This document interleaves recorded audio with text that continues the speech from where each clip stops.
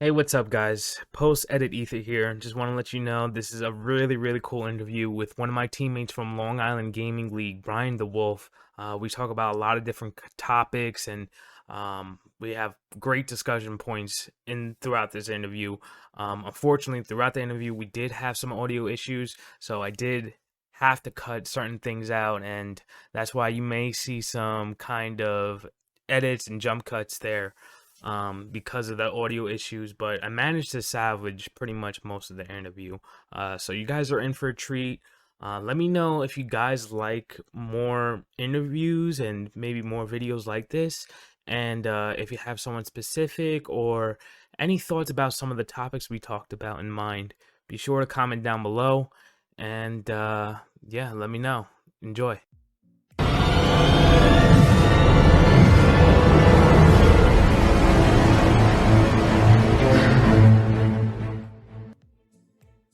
Not for nothing though. It's like when I think about other teams in like the US, right? If we just look at specifically East Coast itself, we have of course, professional teams, especially with some of the universities, right? NYU, you have the New York Subliners, the Call of Duty teams and things like that. But when we look at the grand scope of say like just esports in general, like who's really out there doing it, not just like, oh yeah, like we're a clan that plays online. Like, I'm not talking about that. I'm talking about people that are trying to get a foothold into actually running events, actually throwing tournaments and working with bigger companies. There's not a lot. I would say there's not a lot in general in the US. There's only like a handful of, I guess, like really big entrepreneurs that are like-minded like us. But in the East Coast specifically, there's only a handful I can think of. So it's not even just Long Island, right, that we're talking about. We're talking about East Coast and potentially being a leader later on for the United States. It could get to that point. I can see it getting to that point. So, of course, we're not there yet, step by step type of thing. When you were younger, I mean, like, because for me, going through high school, going through college, there was only whispers and like here and there you hear about esports, and when you would mention any type of like competition or whatever to the mainstream media, they honestly ridiculed it. It's kind of crazy to think like how many times I heard on like live television or just like a radio or just some sort of TV personality say like, oh yeah, I don't understand it. Why are these kids playing? Why do people want to watch people playing video games? Like, Yeah, they couldn't wrap their heads around this concept. It's just so yeah, crazy. It was not too long ago that it was like this, where it was almost like a joke. There was a whole big thing with like ESPN. They had showed, I think, what was it? It might have been StarCraft, or it might have been like, or it could have been Evolution, which is a big tournament in Vegas for all fighting games, basically. Where they're just like, this stuff does not belong on ESPN. Meanwhile, it's like it was like one of the highest viewed things that they've had in a while. yeah, So it's like, wow, it's so crazy to think how it went from this is never gonna be a thing to wow, this has a lot of growth and potential. It's just crazy. Like, do you kind of see it that way? Like, have you yeah. seen that shift? I have seen that shit. Cause growing up, I'm still young, of course. But being younger, I remember like just wanting to play video games because my friends had consoles, and I'd go over their house. I'd want to stay at their house because they had consoles. Video games were very addicting to me, and they still are. And I always tell my mom, "Oh, I can I get like an Xbox or whatever because I want to play." She's like, "No, it's bad for you." Blah blah blah. And then over time, like especially during this decade, I've seen a lot more of esports.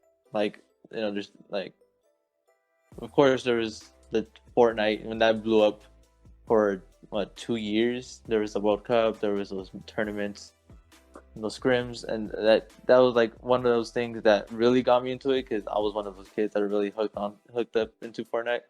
But before that, there was Call of Duty, and then I started learning more competitions and more tournaments.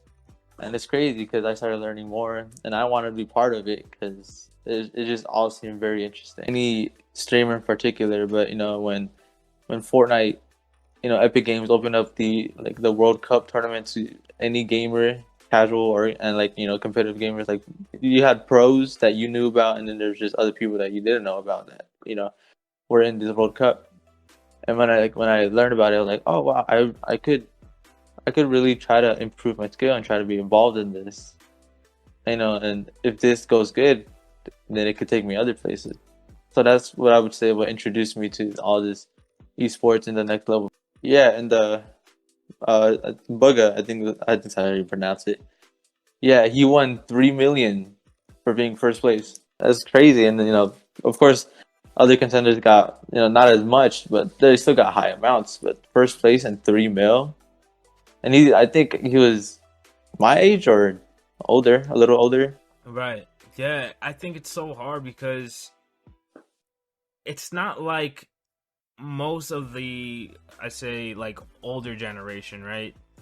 It's not like they fully get it. Like, they kind of get it if you sat and explained, like, okay, yes, there's businesses involved, there's different avenues, there's not just playing the game, there's people that are commentating, there's people that are graphic designers, people that manage teams, there's a business aspect to it.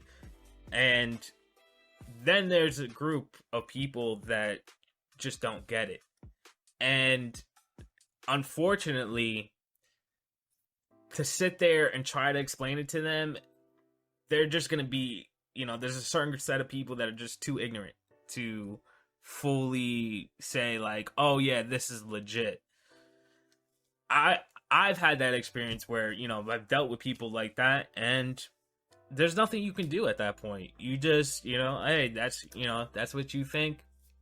That's what you think. I can't change your mind, but you can't discredit, people that are making a living out of doing gaming. And it's not just the tournaments, the streaming, it's a very difficult struggle. It's the same thing. You know what it's like? It's very similar to people that want to be actors, or people that are interested in theater, the arts, music. They go through the same kind of thing where it's like, yeah, like, you don't have a good chance, it's super competitive, this and that, or even sports, they say, like, yeah, I want to be an NFL player, or I want to be an NBA player.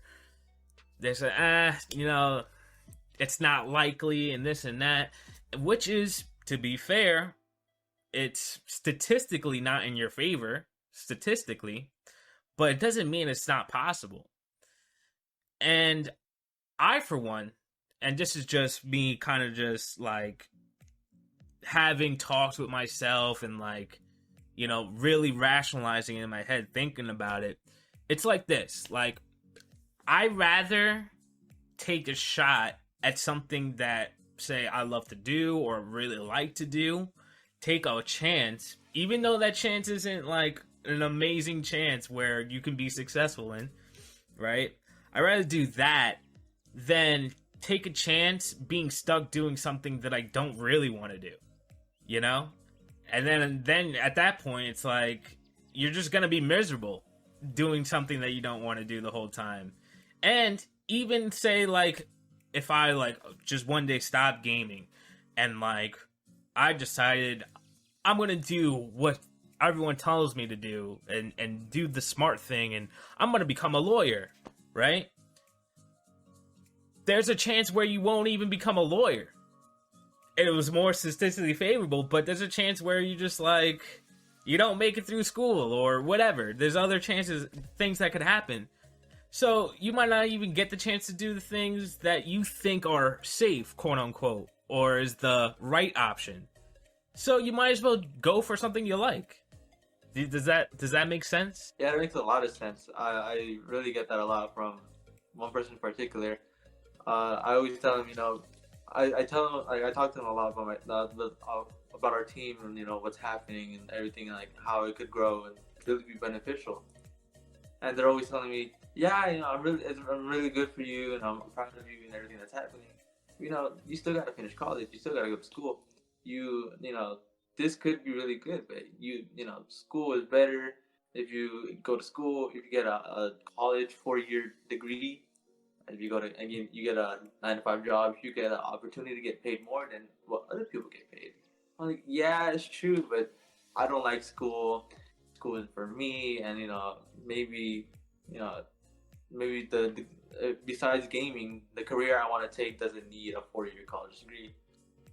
But I don't want to disappoint that person, and I'm going along with what they say. I'm like pursuing gaming and following our team, but I'm also trying to keep up with the things that I dislike, so that I don't disappoint not only that person but also my family, because they expect a lot from me. Right. Yeah, no, it's a tough situation, and especially, when you're not, say, in a position where, you're 17, like, you're not set up financially yet. You know, you're not actually an adult legally at that point. I mean, soon, but not yet. And yeah, you have the pressure of your parents, and unfortunately, you're kind of stuck until later on to do what you have to do to make sure you don't get kicked out of the house, right? So you got to do what you got to do, and there's nothing wrong with that. Like, I don't want anyone to think like you have to be full on rebel and f what everyone says, and I'm gonna like, you don't have to do that. Like, you have time. Do what you gotta do until you're in a position for you to play offense. To set yourself up so you're in a position to say, like, okay, like, I've gotten to this point. I have my high school diploma. I have this in motion. I have my associate's degree.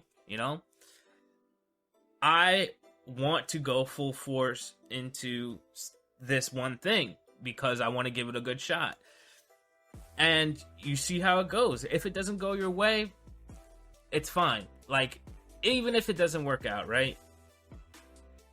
You have to think, like, would you have regretted not giving it your all, right? Looking back.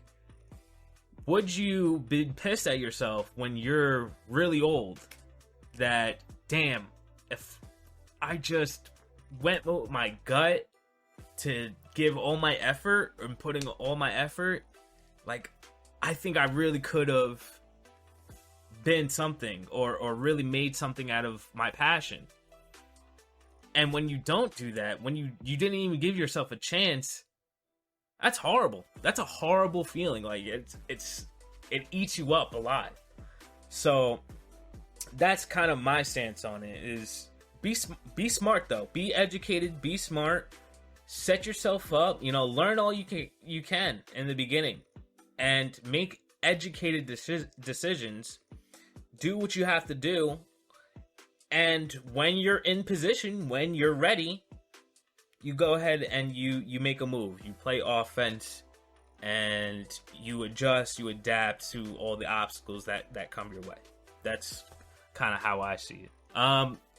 Now, what are you playing currently? Because I know you've been bouncing around. You're almost like a variety guy. Like, you kind of do a little bit of Call of Duty, a little bit of Apex Legends, a little bit of this, a little bit of that. What are you into right now? So the whole genre of basically is just first-person shooters. Because currently my situation is this, but for the viewers, I'm originally a PC player, so I use mouse and keyboard. When I was like hours and hours a day, that's what I was like really, really into. Right. But now my my laptop is broken. What I play Valorant on is broken. Mm-hmm. So I'm now using a temporary console, which is an Xbox. And so yeah, like you said, I'm going from Call of Duty, Apex to I went back to Fortnite, but I stopped again. And then I'm going into Rogue. Like now, I'm just trying to figure out which game I enjoy most and which game I think I can excel at the most. I think you're doing what you're supposed to be doing. You're supposed to be one. You're 17. You're having fun. You're experiencing these titles and things like that. Now, what do you see for yourself, like as far as future goes? Like I know it's a weird question to ask, and I'm sure you get this question like a million times. Like, oh, what do you see in your future?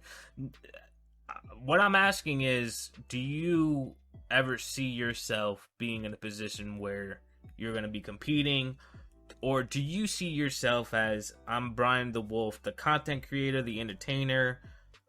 Are like which do you see? Maybe even both, doing a little bit of both. Like what kind of things do you see as far as avenues of where you want to take the gaming? Yeah, so when it comes to the gaming concept, in a few years I mostly see myself as a content creator, because I know it's never a good thing to like put yourself down when it comes to your skills and everything, but honestly, I don't think my skills could take me to far places, maybe to a good amount of places. Like I could probably go competitive for maybe one game if I like really put my time and effort into it.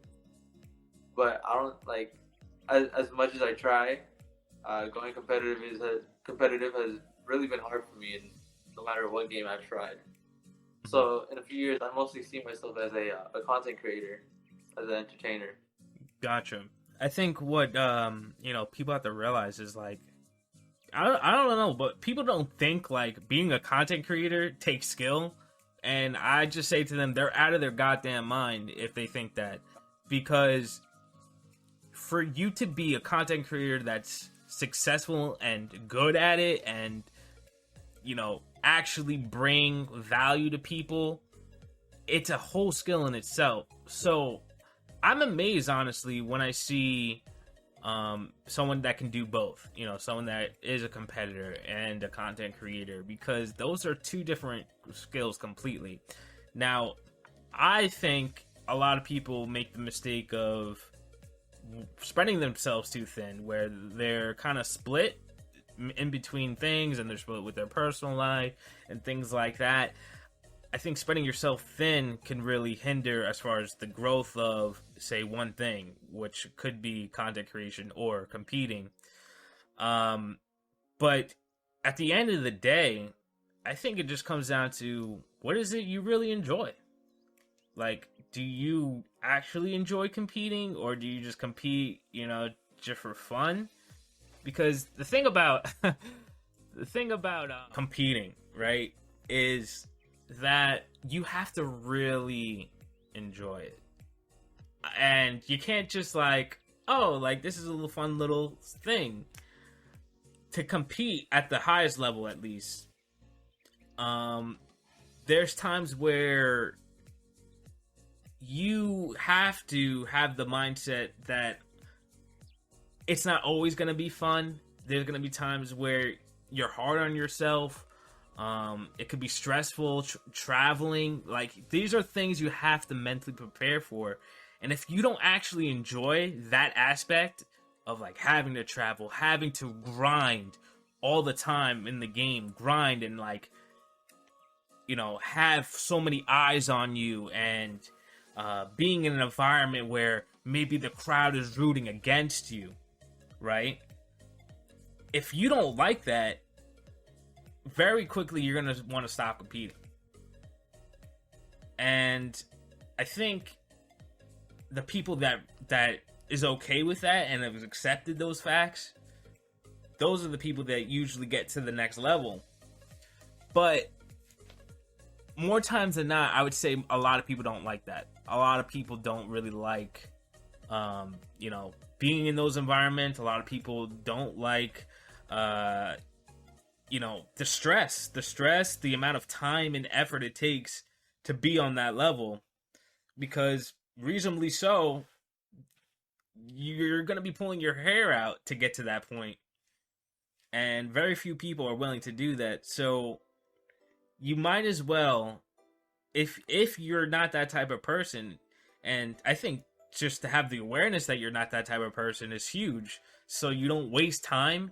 You don't just waste your time and your resources, which could be money, traveling, money, investment, entering these tournaments. You might as well be smart about it and put your resources into the things that maybe you're already good at and that you actually enjoy. So I hear what you're saying. With that sentiment, it just makes sense to have that sort of view. And it's definitely not a bad view, especially when you consider that, honestly, you could probably make more money and a better living being a good content creator rather than a competitor. Because being a competitor, there's only so many tournaments, right? There's only so many huge prize pools. And depending on which game you play, right? Like, if you play some obscure game that you really love, but there's no backing as far as big prize pools like that, then you're going to be at a big disadvantage. Whereas if I'm someone that's just an influencer and I have a following and I work with sponsors and, I'm raking in the views, raking in the Twitch streams and all that, you have money that will come to you, that you don't necessarily have to go crazy, put a crazy amount of effort. Yes, you have to put effort together. What I'm saying is, I could have a bunch of YouTube videos and they can still make money while I'm in bed sleeping. It's something to think about, right? So that's kind of how I see it.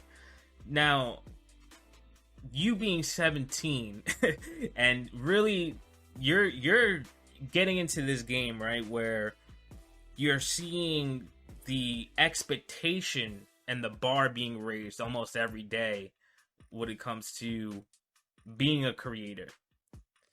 What are your thoughts? What is kind of your approach right now? Is like, am I gonna take baby steps? Are you planning ahead? Are you studying right now? Like, what kind of mode are you in when it comes to seeing this stuff and seeing what's expected and seeing what other people are doing? What are your thoughts on just that aspect, and also the thoughts on the state of content creation today? Yeah, so with games, of course, it's going to be people gaining more skill every day, and like the bar raises probably not just every day, like probably every hour or every few hours, and it's crazy. And wanting to be a content creator, the mindset I would have is, like you said, I would take baby steps to try to increase my skill and my level and how good I am at the game.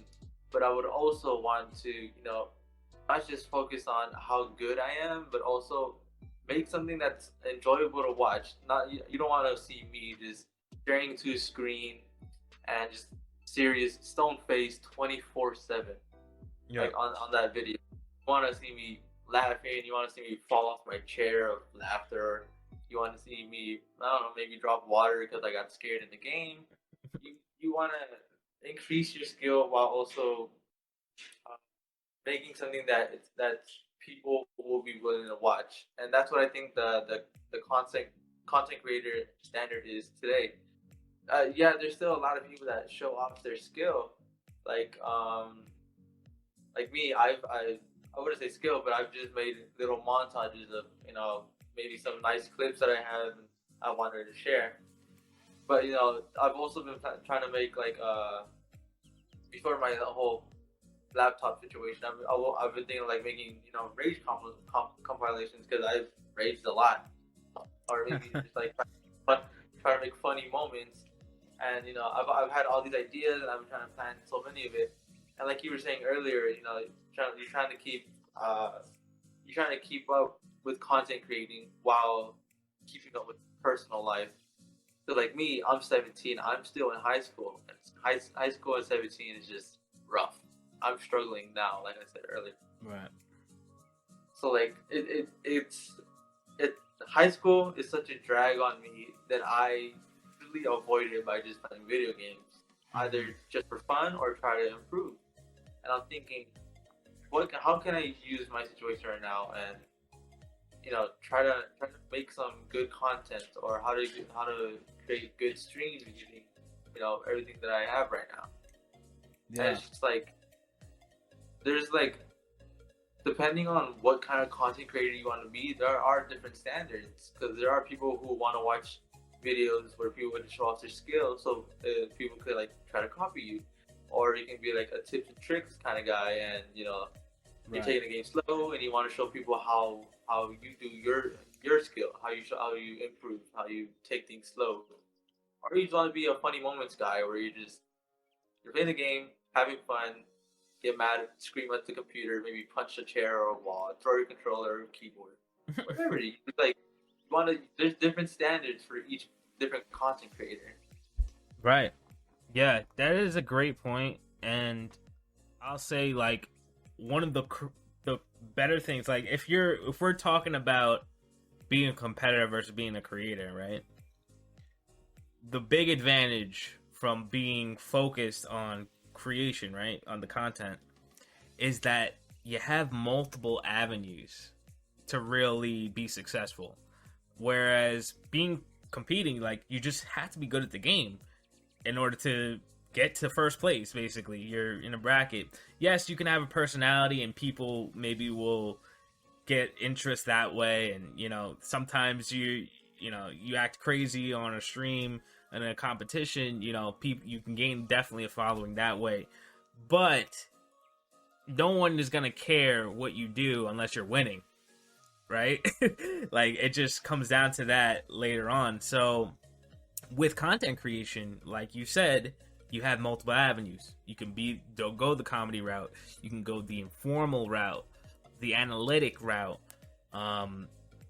just being able to do breakdowns and or just the general entertainment route, like just being, like you said, the guy that is having big reactions to things happening in the game. So yeah, it is really cool. Now, one of the things you mentioned, because and I'm thinking about this from the perspective of when I was going through high school, right? And I loved gaming. Like, I can't even tell you how many hours I put into things like Street Fighter 4, and how many hours I put into, RPGs and Call of Duty. Probably way more than I should have. And there's a big argument and a big, like, sentiment of people that are really against gaming for kids in your position going through high school, that they should be focused on studies and like not really putting as much time into gaming. There's a very big pushback, especially with parents, right? Because they want you to do good in school naturally. So when people see like the amount of time and the effort that goes into say playing the game, making content, or competing or whatever, do you feel like they are overreacting as far as like you shouldn't be putting too much time in this? Do you ever feel like basically that there is things called gaming addiction? Like, can kids take it way too far where maybe affects their studies and affects say maybe their relationships and how they are with their parents and how they interact? Do you feel that there is an issue that can stem from just too much gaming? Yeah, so I was saying there's definitely different point of views. Like, if you take the parent point of view, for example, sorry, if you take the parent point of view, you would want your kid to be successful in school, so they have a stable foundation for their future lives, like when they're adults. You want to have at least, maybe a high school diploma so they can get some jobs, maybe a 2-year degree for college, so that they can, have more opportunities with jobs and, have more knowledge and things. Maybe you just don't want them gaming at all, and you want them to have, I don't know, maybe a lawyer, one of those really high degrees. I don't know the name. Like maybe you want your kid to be a lawyer, or you want your kid to be a doctor or a surgeon. You want them to have like a very stable, like very suitable financial life. But then there's also the kid point of view where you're just a kid and you're not thinking about your future. You're just thinking about now, what you enjoy now as maybe a kid or a teenager, and you're just like, I want to game for fun. And if high schools, encourage the idea of gaming, of course there's gonna be a lot of controversy. Maybe some kids are gonna be like, gaming isn't for school.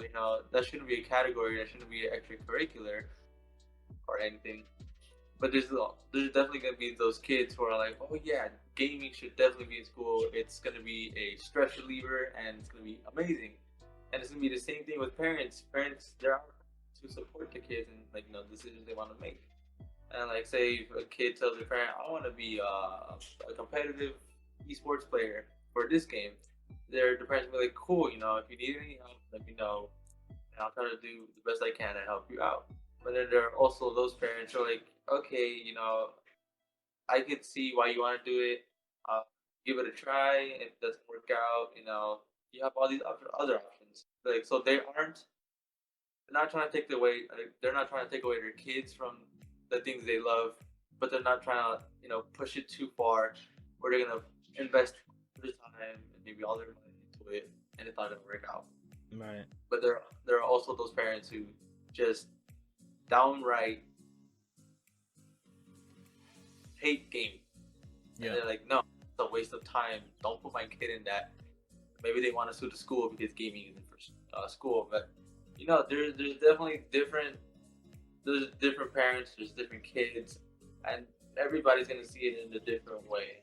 So there's just so much controversy in gaming being a part of school, whether it's in high school or in college.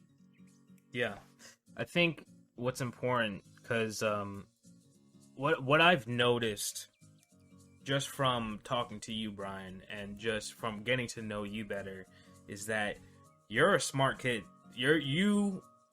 I would say, as far as like understanding the different perspectives and having the level of awareness that there's different ways of thinking is huge. And unfortunately, there's parents and kids that only really see things one way, right? They don't see the other side. And I think it's an important message as far as anyone listening to this that is a gamer or is a parent or a family member of, say, a gamer that is really into it, to understand what could be the benefits and what could not be the benefits, right? I think when you are compromising things like education, compromising health, compromising relationships, at that point, yeah, gaming has become unhealthy. And then there's the flip side, where I can't tell you how many stories or how many people or just conversations I've had with people where they've explained to me that gaming saved their lives. Gaming gave them purpose and stopped them, on a serious note, from committing suicide, getting out of depression, feeling worthiness because maybe they weren't good at sports. Maybe they have a physical problem or just generally just not that athletic. It gave them an outlet. And I just think that's so huge to understand that both sides of the spectrum. There is a side where it gets unhealthy. There is a side where if all those things are getting compromised, then you have to pull back on gaming, in my opinion. And then there's the side where you have to understand that gaming could be super beneficial and could help so many kids around the world, especially in the United States, you know, with things going on with COVID and, you know, kids that are, you know, being pressured and bullied, you know, because maybe they're not good at sports, maybe they're not super social, right? It's so funny, right? Because now that I bring that up, there's so many people out there, and even adults, where they're not that social in real life, right? They're not like this, you know, big personality when they're out and about, when they're maybe working or with their family members. But when they hop on the game chat on Call of Duty, they become the biggest personalities ever. Like, they just break out of their shell. They're literally a different person on the damn game. Like, it's so crazy. And I think for people to get that ability to, you know, get better at speaking to people and use communication that way, and like, oh wow, I can learn how I act in the game, like in my life, in my everyday life, and to have that personality and communication, develop friendships, develop you know, camaraderie with people. That's an important skill. That is a huge skill that can really benefit you. So it's just funny. It's just a funny thing that happens. Yeah, so I don't want to take up too much of your time because it is getting a little bit later. Any final kind of thoughts or comments, or kind of just anything you wanted to address, you know, before we kind of wrap things up and like just kind of go about the day? Do you have anything else you wanted to kind of talk about? No, I think I'm good. Okay, awesome, man. I really enjoyed just talking with you, honestly, and we were kind of all over the place, but like at the same time, I think we touched on a lot of important topics that I think people should be thinking about, especially in an age where you know, there is a lot of negativity out there and a lot of stigma still, even around gaming, and there's still a lot of fear from parents and fear from people when it comes to, you know, seeing if there is a career path for them with their passion. And I think we touched on a lot of great topics that definitely give some insight. For people that want to follow you and to you know, get to know you a bit better and see all the content you put out, where can people go? Well, for YouTube and Twitch, you could search up Bryan, which is BRYAN _ DA for the underscore, and then Wolf as in the animal. That's gonna be for YouTube. That's gonna be for Twitch. It's pretty much the same for Instagram if you want to see smaller clips, but instead of underscores, it's just gonna be periods.